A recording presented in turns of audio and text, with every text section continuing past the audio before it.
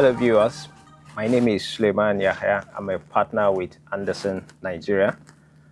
Andersen, Nigeria is a Nigerian member firm of Andersen Global headquartered in the US, and we are a multidisciplinary professional services. So today we'll be speaking about taxes, especially as it affects individuals and entrepreneurs in Nigeria. As entrepreneurs and individuals, we think that it's important for us to understand what changed and how really is going to impact us as individuals and our businesses as well. So basically, what has happened with the tax reforms, right? We had a regime where we had tax laws that were really dated. Some laws were, very old and did not kind of, align with the modern day reality of the economy. And the government thought it wise to do a holistic revamp, and that revamp, culminated into the enactment of four broad tax laws, mainly the Nigerian Tax Act, the Nigerian Tax Administration Act, the Nigerian Revenue Service Establishment Act, and the Joint Revenue Board Establishment Act. Now, all of these acts, have different things in them and have, their specific objectives they were looking at. But broadly, what are some of the objectives of these reforms? One was to more or less align, our taxation system with global best practice. The reform also saw unification of the tax laws. Prior to now, we had quite a number of tax laws, ranging from Companies Income Tax Act to your Personal Income Tax Act and a host of so many other acts. Now, what the law has now done, is to consolidate all of these laws into what we call the Nigerian Tax Act, which more or less provides for the taxation. So if you're looking for information about what taxes to pay, at what rate are you to pay them, and all of those type of information, you'll find them in the Nigerian Tax Act. Now, other objectives of the reforms also were to, curb tax leakages and also expand the tax base. Oftentimes, it's always easy for you to say expand the tax base, but if you don't have the legal backing or the legal instruments that will allow you to expand the tax base, it will become a bit difficult, right? The byproduct, of these tax reforms is supposed to be, enhanced, revenue mobilization for the government. The thinking is to say these tax laws, these changes are going to, catalyze economic activities. And because taxation is a byproduct of economic activities, where businesses and individuals earn income and make profits, if you then make more money, the government can then tax you a lot more than they used to be. Right, but the key points to note, and which is what we're going to see from 2026 and going forward, is that we're going to see increased digitalization of tax administration, right? So technology is becoming more prominent, and we're beginning to see it already with what the tax administrators are doing regarding the adoption of technology. So clearly, what that then does is to give the tax authorities more visibility, about the activities of taxpayers. We're going to see greater information sharing among government agencies. So the era where, the government agencies and tax authorities used to work in silos, will no longer be so. So we're going to see where, tax data will be shared among government agencies, right? So because as individuals and businesses, we leave, tax footprints here and there. And if you aggregate that and the tax authority makes very good use of that, then it will be able to identify taxpayers who were hitherto out of the tax net. Generally, what are the kind of taxes, that are available? So if you are a business or you are an individual, what taxes are you then supposed to pay? Depending on who you are and what you do, it will then determine what kind of taxes that will be paid. Income taxes are generally charged on the profits of incorporated entities, right? And the rates vary between 0 to 30%. So if you are a small company as defined by law, meaning that your gross turnover is less than 100 million, and your fixed assets are not more than 250 million, then you'll be categorized as a small company and you pay zero taxes. But if you don't meet the condition above, then your income tax rates will be at 30%. But of course, there are also other taxes that are payable. And of course, as a company, you need to remember that you need to file your returns on an annual basis. And the timeline usually is 6 months after your year end. So if you have a December year end, so it means that your returns will be due by 30th, or is it 31st of June, of the following year. And if you have, let's say, March year end, it means that your returns will be due by September.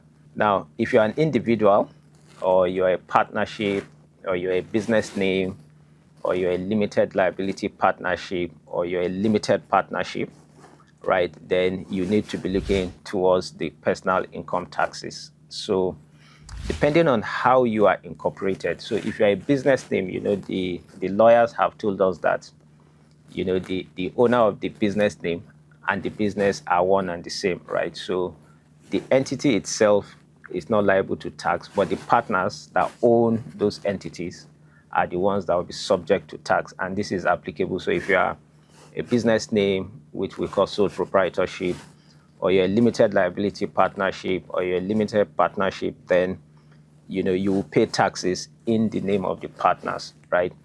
And in that instance, if the partner is an individual, then they will be liable to pay personal income taxes. And of course, the law provides for how those taxes are to be computed. Certain individuals may also not be business owners. They could be, employees in an organization. The system for collecting the personal income taxes from those individuals is regarded as pay-as-you-earn taxes, right? And the employer has the responsibility to compute the taxes and deduct it from employees' salaries before payment is being made to them, right? So basically, that kind of summarizes, the personal income taxes. But if you are a business owner and you are an individual, then you have the responsibility to file your taxes by the 30th of March of the following year. And I hope that as individuals, we all filed our returns.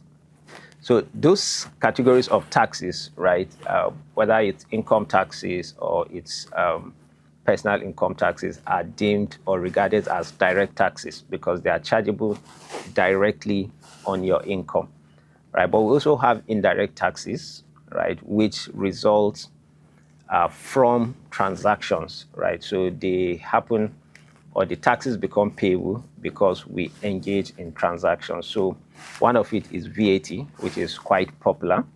So once you are making a supply of goods or services, right, the law requires that the person that is making that supply should, in addition to the cost of his product, add VAT at the rate of 7.5%. Now, remember as a business that the VAT you add on top of the price is not your income.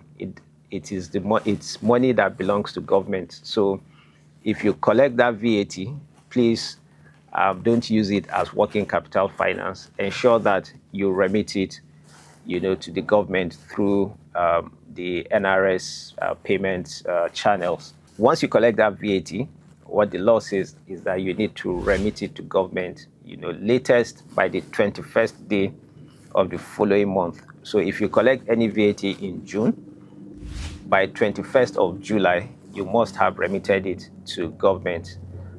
Like I mentioned earlier, if you're a small business, of course, you are exempted from this VAT.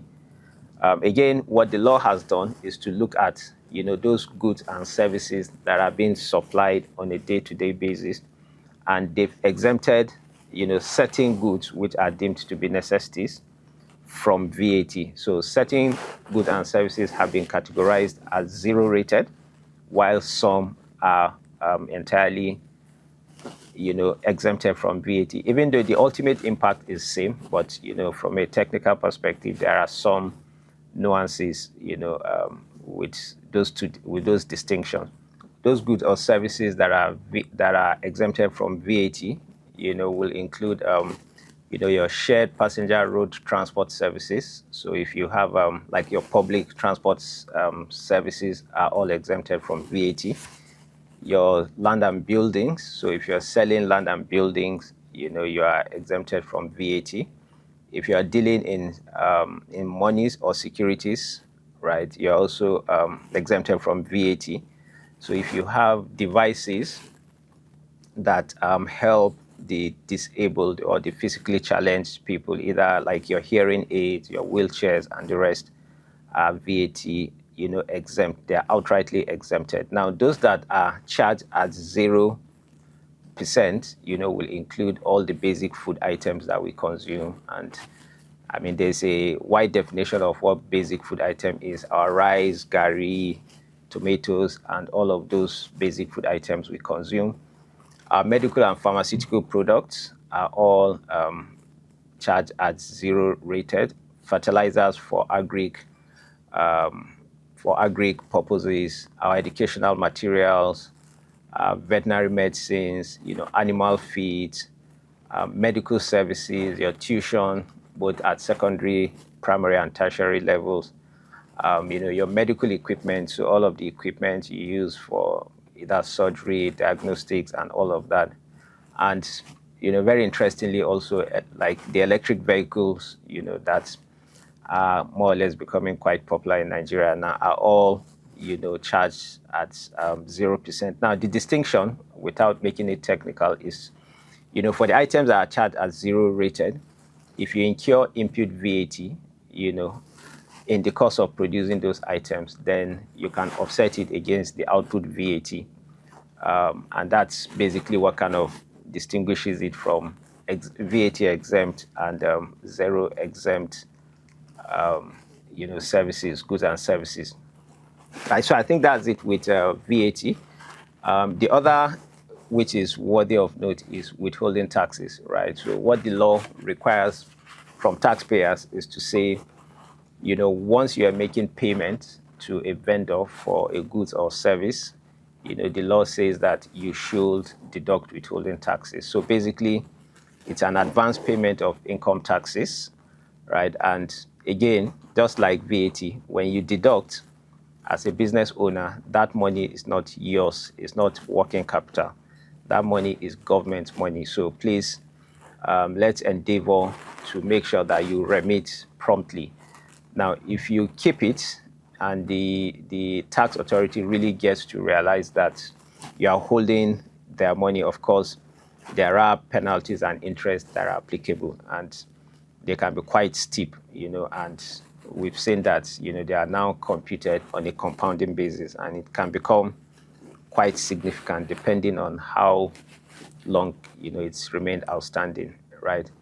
Now, the other category, which main category, is stamp duties, right? So as you enter into agreements, be it loan agreements or you are entering into purchase agreements, the law now requires that you stamp, those agreements and pay the stamp duties applicable, on those transactions. Now, depending on the type of transactions they are, the rates may differ. Also, in addition to difference in rates, it can also be either as a percentage of the amount or just a fixed amount. But again, you need to be aware that on such transactions, this kind of taxes is payable, and then just try as much as possible to offset, those taxes.